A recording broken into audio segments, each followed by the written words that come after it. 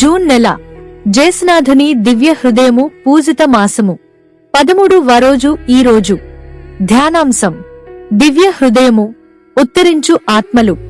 యేసునాథుని దివ్య హృదయము మోక్షమందున్న పునీతుల శ్రీసభకు నిత్య భాగ్యమును ఈ లోకంలో నివసిస్తున్న యుద్ధ సభకు జనులకు రాజుగాను ఉత్తరించు స్థలమందలి వేదన అనుభవించు తిరుసభకు వారి ఆత్మలకు ఆరటగాను ఉన్నది. పరిశుద్ధాత్మలు మోక్షానికి వెళతాయి. చావైన పాపములు గల ఆత్మలు నరకానికి పోతాయి. తమ పాపముల కొరకు పూర్తిగా ఉత్తరింపని పుణ్యవంతుల ఆత్మలు ఉత్తరించు స్థలమునకు పోవును. ఉత్తరించు స్థలములో ఆత్మలు అనుభవించు బాధలు: 1. దేవుని చూచు భాగ్యము లేకపోవటం. 2. తమ పాపములకు తగిన శిక్షను అనుభవించుట. 3. పూర్తిగా ఉత్తరించుట. విశ్వాసుల యొక్క ప్రార్థనలు, త్యాగక్రియలు ముఖ్యముగా దివ్యబలి పూజార్పణల ద్వారా ఈ ఉత్తరించు ఆత్మల సత్వర విముక్తికే అవసరమని ట్రెంట్ మహాసభ వెల్లడించింది. ఈ ఉత్తరించు స్థలములోని ఆత్మలకు స్వయం సహాయం లేక వేరే ఆత్మలకు సహాయం చేసే శక్తి ఉండదు. అందుకే వారిని దిక్కులేని ఆత్మలు అంటాం. కాని పరలోకములో నివసిస్తున్న ఆత్మలు, భూలోకములో జీవిస్తున్న మానవులు యేసునాథుని దివ్య హృదయమును ప్రార్థించి బ్రతిమాలుకుని ఆయా ఉత్తరించు ఆత్మల బాధామయ కాలాన్ని తగ్గింపగలిగేలా చేయగలరు. ఉత్తరించు స్థలములోని ఆత్మలు అనుభవించు వేదన వర్ణింప ఎవరిచేత కాదు. సకల వేదసాక్షులు అనుభవించిన బాధలు కంటే ఉత్తరించు స్థలము యొక్క స్వల్ప వేదనలు చాలా అధికమైనవి. మనము బ్రతికినంతకాలం మన జ్ఞానకళ్ళు మోయబడి ఉంటాయి. చనిపోవు సమయంలో అవి తెరవబడతాయి. ఆత్మదేవుని చూచి వారి దగ్గరకు పోవాలనే అభిలాష తప్ప మరొకటి ఉండదు. అయినను స్వల్ప పాపములు ఉండునెడల దేవుని దగ్గరకు పోజాలరు. ఎందుకనా ముందు పూర్తిగా ఉత్తరించవలెను. ఇదే ఆత్మకు అన్నిటికన్నా పెద్ద వేదన. దేవుని సన్నిధానములో సుఖముగా నుండవలననడి ఆశ నెరవేరకపోవుట అనేది ఆత్మకు నిప్పు కంటే నెక్కువ బాధ. కాబట్టి యేసునాథుని దివ్య హృదయ ప్రేమికులు 2 ప్రతిజ్ఞలు చేయాలి. 1. నిందావమానములు కలిగించు పాపములను అసహించి దేవునికి సేవలు చేసి పరప్రేమకు విరుద్ధమైన పనులు త్యజించి వ్యర్థ మహిమ సుఖ భోగములను వెదకక ప్రతిదినము మనం కట్టుకున్న స్వల్ప పాపములన్నీ విడువ ప్రయాసపడవలెను. తపస్సు వల్లను సుకృతముల వల్లను మన పాపములకు ఈ లోకములోనే ఉత్తరించినట్లయితే బహు సులభముగా నుండును. 2.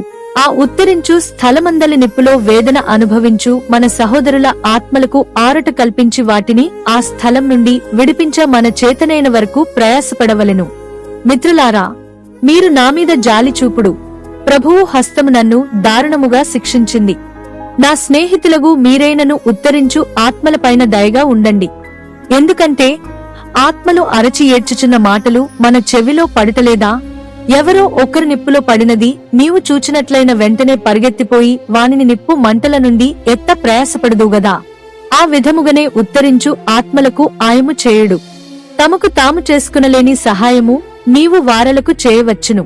పునీత ఫ్రాన్సిస్ జేవియర్ సోరివారు గారి జీవిత చరిత్రలో మనము చదువునది ఏమనగా, ఈ పునీతుడు ప్రతిరోజు సాయంత్రం కొంతమంది చిన్నపిల్లల చేతిలో చేగంటనిచ్చి బజారుల వెంబడి వాయించుచు పాపాత్మల కొరకును ఉత్తరించు ఆత్మల కొరకును వేడుకొనరండి అని క్రైస్తవులను పిలువ పంపించెదరట. ఉత్తరించు ఆత్మలు కొన్నిమార్లు మనకు తెలిసినవారే యుండవచ్చు, లేదా మన బంధువులే యుండవచ్చు. మనమే వారలను పాపములోకి లాగి యుండినందుచేత వారు అచ్చట వేదన అనుభవించుచున్నారు.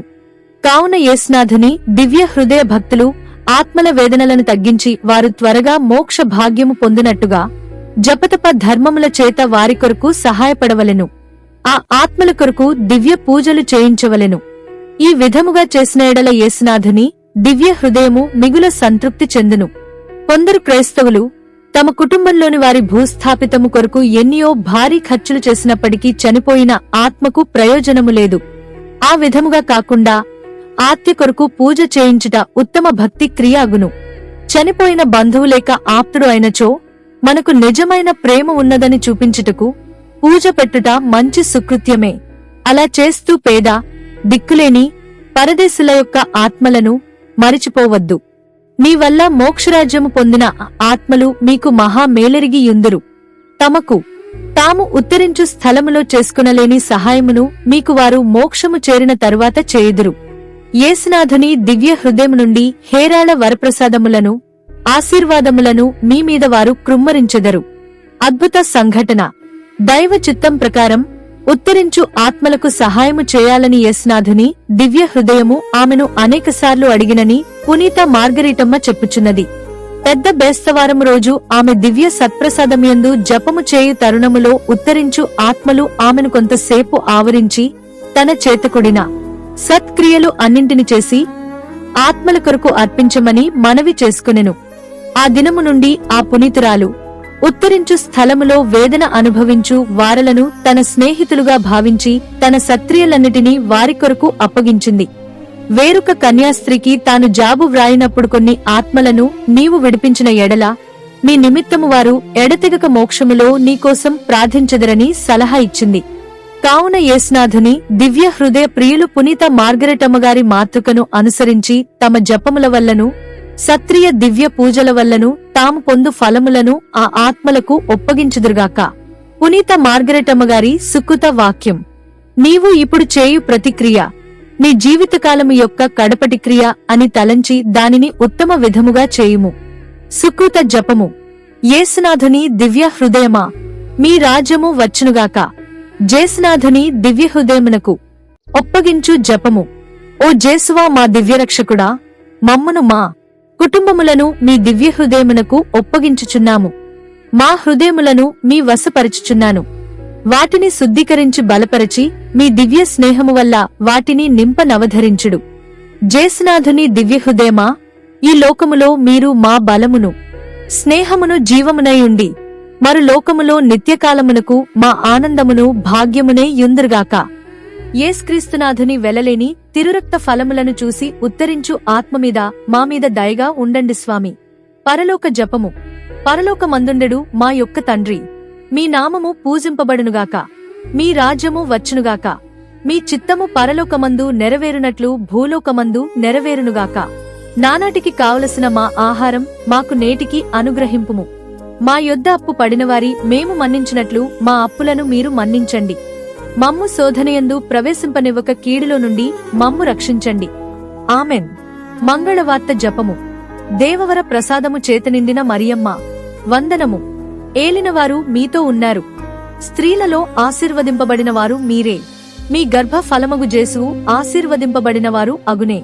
పరిశుద్ధ మరియమ్మ, సర్వేశ్వరుని యొక్క మాత, పాపాత్ములమై యుండెడు మా కొరకు ఇప్పుడును మా మరణ సమయమందును ప్రార్థించండి. ఆమెన్. త్రిత్వ స్తోత్రము. పిత, పుత్ర, పవిత్రాత్మకు మహిమ కలుగునుగాక. ఆదిలో కలిగినట్లు ఇప్పుడును ఎప్పుడును సదాకాలము కలుగునుగాక. ఆమెన్. జేసునాథుని యొక్క పరిశుద్ధ దివ్య హృదయమా, మామీద దయగా ఉండండి స్వామి. జేసునాథుని యొక్క పరిశుద్ధ దివ్య హృదయమా, మామీద దయగా ఉండండి స్వామి. జేసునాథుని యొక్క పరిశుద్ధ దివ్య హృదయమా, మామీద దయగా ఉండండి స్వామి.